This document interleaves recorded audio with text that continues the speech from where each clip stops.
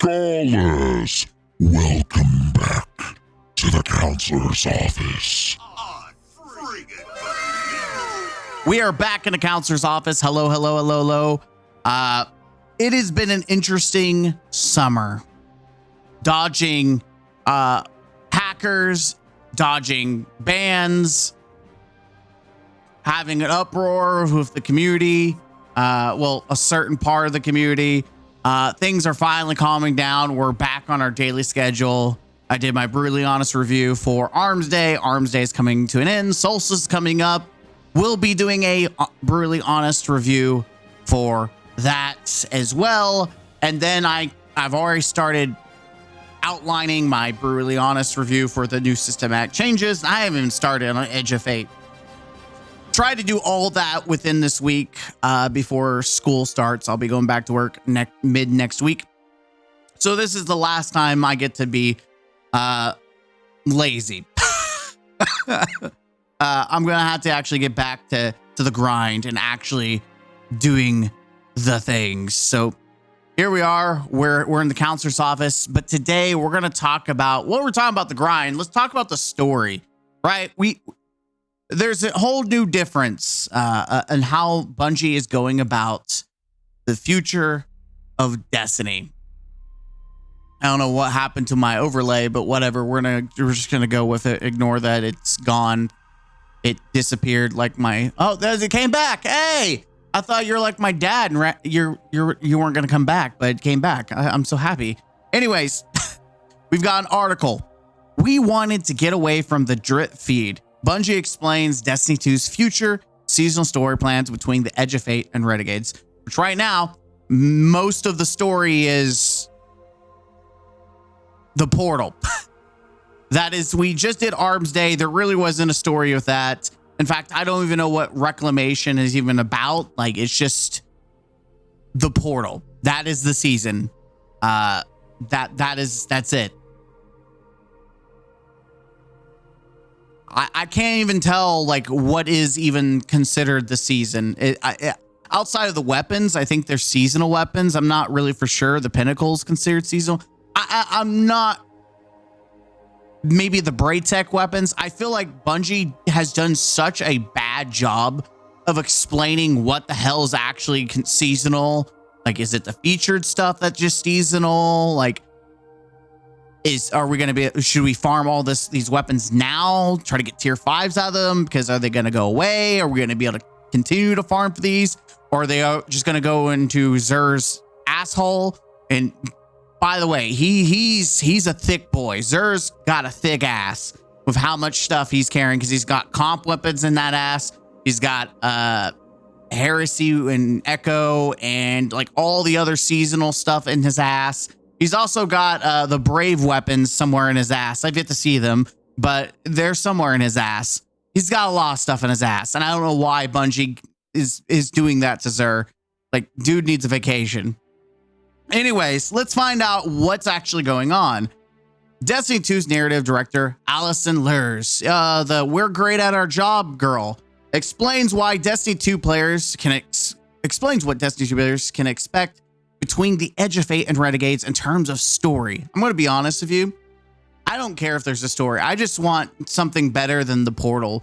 I think not most people don't actually give a shit about the story anymore. They just want something fun. Like, you could go Dark Souls where the story is in the gear, as long as the game itself is fun. I think a large portion of people don't give a shit. Players are still getting used to all the new core system changes it brought to the game. I think most people are used to it. They just don't like it, or at least they don't like the power progression. I think most people love the tier system. Most people have accepted it. It's just the tiers, the progression itself is horrid. Apart from in-game changes, Edge of Fate also started a new content delivery structure for Destiny 2. Instead of one big expansion year, we're now getting 2 expansions each year, more in line with the size of Rise of Iron, though Rise of Iron brought more than what Edge of Fate did, just a lot more content in my opinion. But that's not the only major change that came with this new era. Alongside the switch to 2 expansions, Bungie has also moved away from storytelling style that's been a part of Destiny 2 for nearly 3 years, the weekly seasonal drip. How it worked was you logged in every Tuesday, play a quick mission or dialogue scene, and come back next week for the next piece. All they had to do was just, we're bundling this up into like a 5 mission campaign, fleshed out. There's like one main activity. There's the seasonal content. That's all they had to do, in my opinion. They didn't have to go and drip feed and then do time gating. And also, like, they could have maybe spent more time on the story itself. Like, I felt like the problem with Seasons is that it told too many core stories in a rushed format. And then when those seasons went away, that core story also went away. In fact, episodes, you could argue outside of like Echoes, right? Revenant and Heresy have like some core story beats, more so Revenant, because, you know, Fickrell dying and then Aramis becoming fallen Jesus are kind of big things, especially since Aramis was a villain.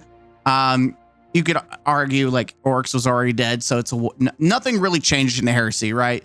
But definitely in Revenant, there's some core story beats, and a lot of that is just gone now. Sure, we have Kel's fall, but that doesn't really tell the full story of what was happening in Revenant.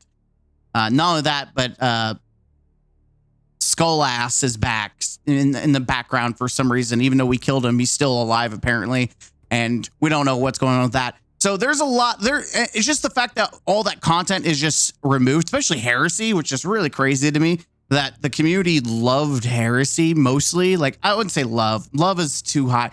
They appreciate it more because it was like the highlight of the year outside of the final shape, because everything else was so shit that Heresy was like, okay, there's something here at least. Like, people would rather do some of the Nether, or at least what's funny is that they brought back a D1 strike and then removed it when it was probably the easiest piece of content to bring back into the portal, but they didn't for some reason. But anyway, seasonal content has never been really that good, in my opinion. I think more often than not, it was cheeks. And when it did give you core story beats, it was just flushed in the toilet, sunsetted. And they're still doing that. So I'm interested to see if they're going to sunset whatever we get with Ash and Iron. That system is now being left behind. And in a new interview, Destiny 2's narrative director, Allison Lear, gave some extra clarity on what's replacing it and what players can expect between Edge of Fate and the next big expansion, Renegades. The Portal. I'm being facetious. In a sit-down conversation with content creator Raffle Waffles, I don't know what it is, but Bungie's not even hiding that they've got Raffle Waffles on their dick, and then they're on his dick. Like, there's like not even hiding it, how much, like, they've got their hands in each other's pockets, and it's so noticeable. Oh my God, the story's so great. Like, they love each other. It's becoming like the iconic. You can't have Bungie without them glazing Raffle, and you can't have Raffle without glazing Bungie, especially when it comes to narrative. I don't know what it is. Out of everyone in the community, like, Bungie loves to gas up Raffle. I don't know what it is, but you know what? Hey, you gotta have some toxic positivity somewhere. So he's meeting the budget, and right now, like, where we at with the player count? Yeah, you definitely need that toxic positivity. So, like, I hope they're giving him a good paycheck. Instead of, wait, hold on. I just went ahead of myself. They explained the reasoning behind Bungie's decision to step away from weekly seasonal beats. One, no one liked them because they got tired of time gating. We wanted to get away from the drip feed, she said. And we know that players wanted to too. Yes, for years, we've hated this system. Instead of spreading out small narrative drops across 6 to 8 weeks, and like in the past seasons, Bungie is now focusing on a more self-contained missions and event released between expansions. These won't be constant, but they'll be more meaningful and better tied to the overall story. I don't know what story we're getting, because Arms Day was literally just the portal. And from what Bungie has already said about Solstice, which is coming out today, it is also more portal. If you're telling me that this week seasons went away and nothing has replaced it except for just playing content that we already have access to, like, I'm okay with having one new mission or one new activity for 3 months. But you need to do something, right? These events are just doing more of the same shit, which is why people are leaving, right? That's why you're dropping they're dropping like flies, is because, hey, here's an event, but it's not really an event. It's just the shit you're already doing. But hey, at least it's not time gated.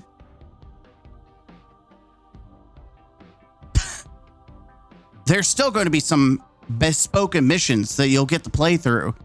Yeah, the portal. Referring to the time between now and Edge of Fate and Renegades, which releases on December 2nd. There's some story content that's going to be coming out between now and then. We are focusing the majority of our narrative team's attention on making Renegades the best it can be. Yeah, I'm sure this is going to be the biggest cash grab. I guarantee Bungie is going to be banking on Renegades as the big cash grab, because Edge of Fate is a complete failure. I bet they're going to try to wring the nutsack out of every incel nerd, every degen. They're going to squeeze the nutsack and try to get out as much money as they can. I guarantee the MTX is just going to be out the wazoo.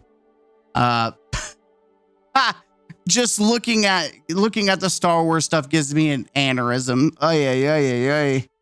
Man, you might as well just pull off the mask and go full Fortnite at this point. I cannot wait to be able to dress up as Dora the Explorer in Destiny. Dora, Explorer. Can you see the map? Where's the map? We see all the content that we're releasing in between our expansions as still part of the same story. So we're telling a continuous story. Are you going to sunset that story too, or is this going to be something that stays in the game? We wanted to make sure that all this material in between was both appropriate. Like, we wanted to make sure that we weren't hiding any big important things inside of content that maybe not everyone's going to be looking at the same time. Good. I think that's a big deal, is that they need seasons should not be like Lightfall was the biggest sin of Bungie of doing this. That we learned about the Witness, not in Lightfall, and about the Veil, not in Lightfall, but in the season. And it wasn't even in the season itself. Technically, it was like some offshoot voice recordings that you had to just be able to go sit and listen to. And then we did get a cutscene in like Season of the Deep. We finally got an explanation about the Witness. But like, that kind of stuff is so big that it should have been in an expansion.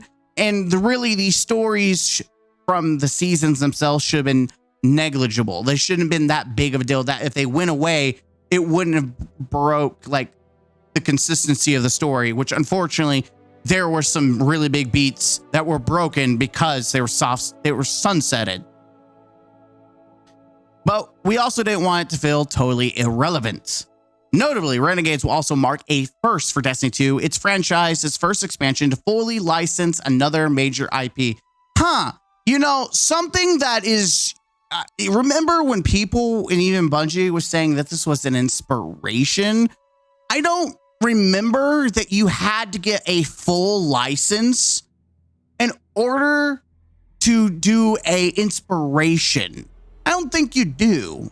I mean, and when you're inspired to do something, you usually copy it to an extent, but the only time you need full license is if you're doing one-for-ones. or you're doing something so apparently obvious that it is, the IP, that you can't legally get away with, trying to sell it. Inspiration is like Power World is to Pokemon, right? But it's not a one for one, but it's copying the homework, right? And yes, Nintendo is suing like certain aspects and they're really cheesy, like scummy patents. But in a one-to-one world, but Nintendo would never actually sue outside of whatever little patents they infringed upon. I've seen so many people running around like lightsabers in like video games, but they're not actually lightsabers, the inspirations. This is not an inspiration. You don't need a fully license for inspiration. You do when you actually copy it one for one. When you take actually iconic aspects of an IP and you make it almost literally a one for one, you actually do need the licensing. You can't hoodwink me, and hopefully the rest of the community isn't going to be hoodwinked by this, but you don't need to have a perfect example is like isekai anime. Like how many isekai animes or like even like hero movies have like the same plot points? They have like even like Marvel and DC have similar superheroes, but obviously they're not like suing each other. But like, this hero, you've got this guy who looks kind of like Superman. Oh, we're going to sue that. No, it's an inspiration. Like I think a most blatant obvious one is like Deadpool and Deathstroke. Like obviously there's some inspiration. I don't know who took it. I just started a DC versus Marvel fight somewhere in the comment section, but you get what I'm talking about. They're not having to do any, that's an inspiration. What Bungie's about to do with Renegades is actually just copying one. Like we're doing Fortnite. Fortnite has Star Wars. They have access to the IP, and that's what Destiny is about to do. It's about to be Star Wars, not something that's akin, like an inspiration of it. It is literally going to be probably close to a one-to-one model. So while there won't be a weekly reason to log in for cutscenes or lore progress, there will be a narrative development, just not in the same steady trickle fans we're used to. Bungie's goal now is to keep players in a loop with important characters and world building, which I think is fine, but without asking them to check in constantly for tiny updates. Again, I think core story should be in expansions. You should have small, like the concept of episodes were fine. It was how they actually implemented them that was bad. Like the idea of these are offshoot stories that they're wrapping up. Like I feel like seasons should be offshoot stories. They should be offshoot stories going on in the world at the same time as some major beats from the expansion. But these themselves are just offshoot stories that they're the filler episodes, right? You're watching One Piece. I think it's Egghead Island right now. I don't know if I said that correctly. I'm still trying to catch up. But we've got filler first. You got to watch a little bit of filler before you get to that episode. That's how it should be for Destiny. And the season should be filler, where you can enjoy it. It adds more to the lore, to the world, but it's not actually core. Like you can skip it and it's okay. Like you're not missing out. It's not like, oh, we have this big baddie that is kind of like important to know about in season of the deep, and then we're just gonna, sunset that so no one actually knows what the hell the witness is. As for what the story itself looks like during this quiet period before Renegades, Lyris offered a few teases about the direction things are headed. She said, "Let's consider our fridge." God, what is it with her and fridge? Like, stop thinking about food for once. All the ingredients that we just put, we just put inside of it. We just had a prophecy in the fridge, a prophecy of extinction. We put in a dead 9. What does it mean if one of the dead 9 dies? How does that change the planet that it's attached to? But what's interesting is that didn't they say that we are moving on from Kepler and that they have no plans currently to return? Pretty sure they did in an interview. So I don't know what that's about. What plans and machinations might the Outer Nine be having in response to one of the Inner's deaths, she added. Isn't it? So here's the thing. Isn't they're gods? So everything is supposed to be preconceived and pre-planned by the Nine. So is this something that they had no control or like understanding about? Like, oh, this was never part of the plan. So that's the confusing part. They made these Nine so omniscient that everything, even like the witness, is part of the board and that they're in control. But apparently not so much anymore. Lurs made it clear that renegades won't be isolated. We want the Edge of Fate to be the thing that blows the story outwards and connects a lot of different things in brand new ways, she said. So we'll be meeting some new characters. We're going to be exploring some familiar places in unfamiliar ways. We wanted to make sure that Renegades feels like a definitively Destiny story. Yeah, I'm sure it definitely will. Definitely Destiny. It's going to be slice of Destiny, all the Star Wars. We already have some in-game lore hints about Renegades might be taking us and what characters we might be meeting in the new Star Wars inspired expansion. You can learn more about it here. I don't think so. On top of that, the new behind-the-scenes images confirm the legendary former composer Michael Salvatore is working on Destiny 2's future soundtrack, seemingly for Renegades. What do you think about Bungie dropping the weekly seasonal format? I'm okay if the seasons are free and that they don't do all the extra bullshit. As long, so we're paying the same amount right now, maybe $10. What is it, like $10 less right now than what we have in previous? We're in 2 expansions, but we're not paying for seasons. We're not paying for dungeons. We're getting we're actually getting one less dungeon technically. We've always had like maybe one raid a year. In the past, we've had multiple raids, obviously, and people are going to look back at that. But one, it was always free. But what we paid for was at least one guaranteed raid, which we've had. We've also had 2 dungeons releasing within a year, and now we're not going to get that. So seasons are free, even though there's nothing like we've yet to see any new activity. Which I'm going to be honest with you, seasons usually were like 3-4 months cadence, something like that. And now we're getting to the point where now it seems like we're only going to get one new activity for 6 months. And then in another 6 months, we'll get another activity. It's within the middle, right? It's within the middle. It's three months. The new activity comes out. 3 months. The next expansion comes out. It does seem like they're dramatically cutting on what content we're actually getting activity wise from seasons, but they're increasing like these activities like Solstice, Arms Day. These are kind of like padding the time, even though all we're doing is playing the portal, which is my biggest problem. I think all this is hinged on the fact that you're paying this about the same, you're getting less, you're doing less, and it's just the same content over and over again. And I think the consumer base sees the red tape, and they're not wanting what you're selling.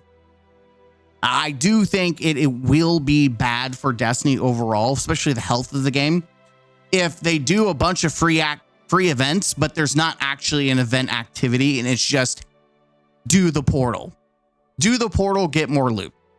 At some point, people are not going to like that. People aren't going to care about that. It's not going to be good enough to keep them around.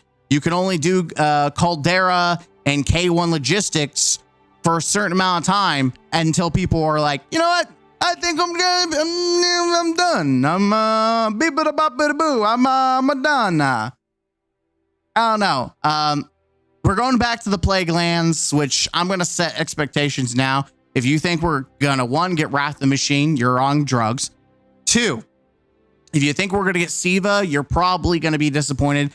I have some speculation. 1, my real speculation is based on the seasonal mods. There's one that does the temporal something. You do increased damage to Vex, but also Cabal. Isn't that interesting? Like, we have a Vex raid that kind of fits the what's going on right now.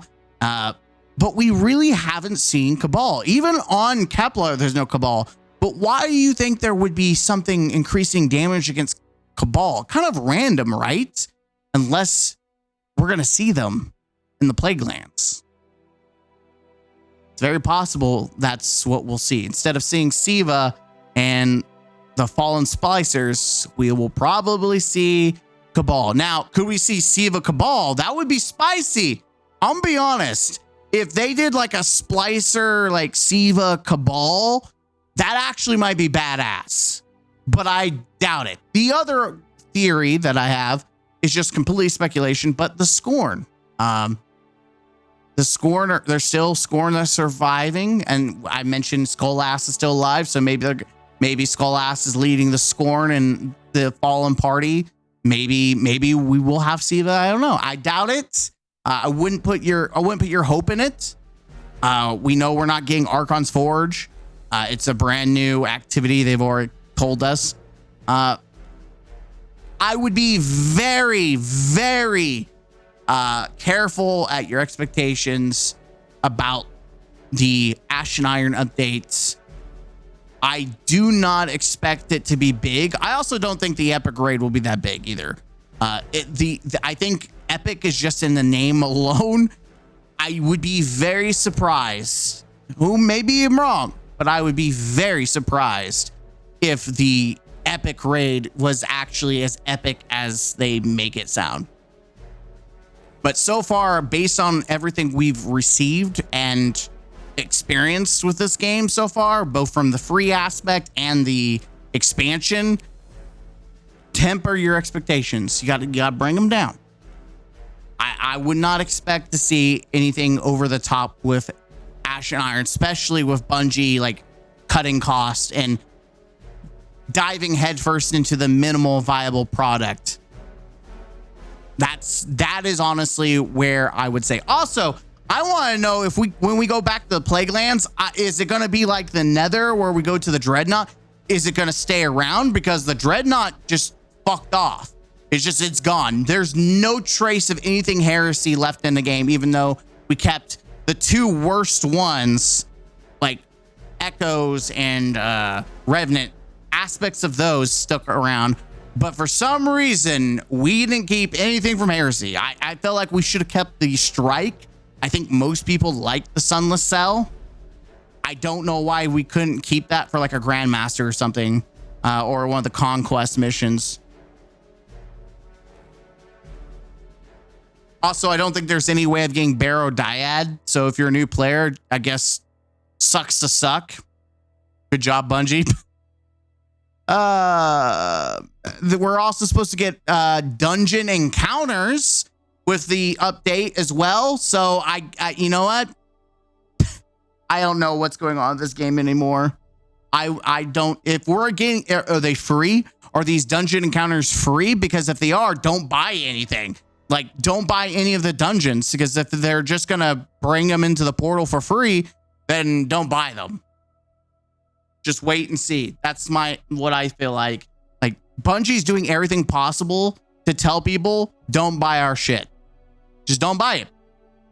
I think buying the stories are probably okay, but like buying the dungeons, I wouldn't touch them, because if they're gonna just bring encounters, we'll have to wait and see what it looks like in like a month when Ashen Iron comes out. I don't know, man. This game is it has been a roller coaster.